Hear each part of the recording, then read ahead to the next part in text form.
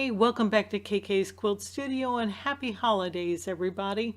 I got this cute little applique block the other day, and since my last customer quilt is out the door, I'm ready to play for some quick holiday fun.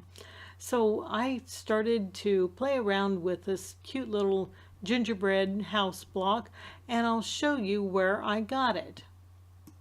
Go to the block of the day on the QuiltPro Systems webpage and navigate to the block of the day. I got this one on December the 11th, and go ahead and click on the block installer, whether you have Windows or Macintosh, and you'll need to select, like I said, December the 11th.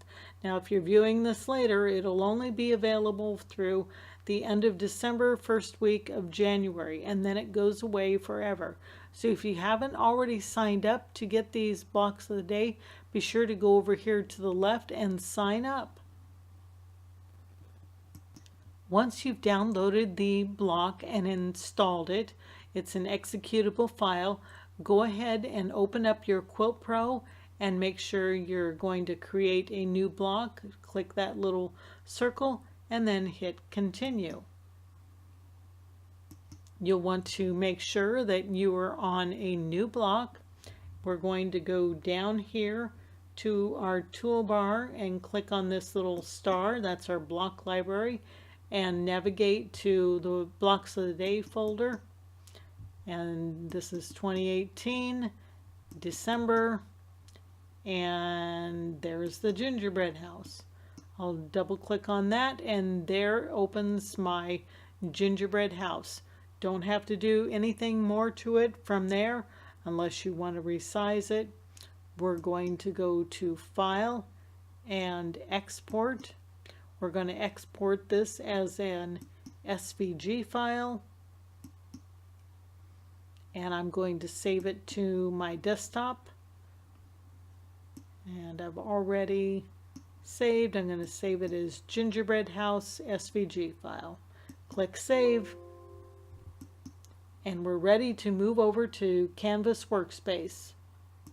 Now this is the offline version of Canvas Workspace, and I'll go to File, and we're going to import that SVG file, or you can simply go right here to the little SVG icon. Make sure that I left mine on the desktop, so I'll just scroll down until I come to my gingerbread house and open. And there's my little gingerbread house.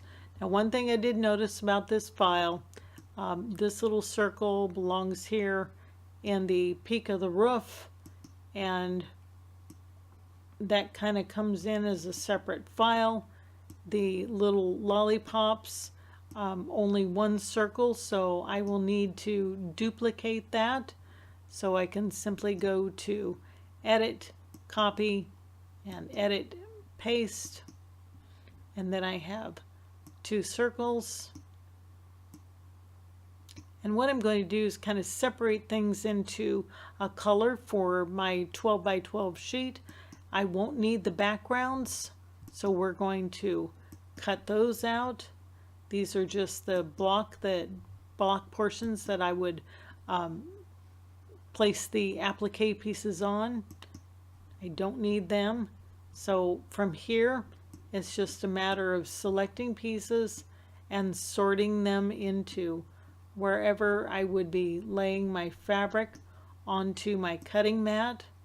So I'll kind of group all the blues together, group all my golds together.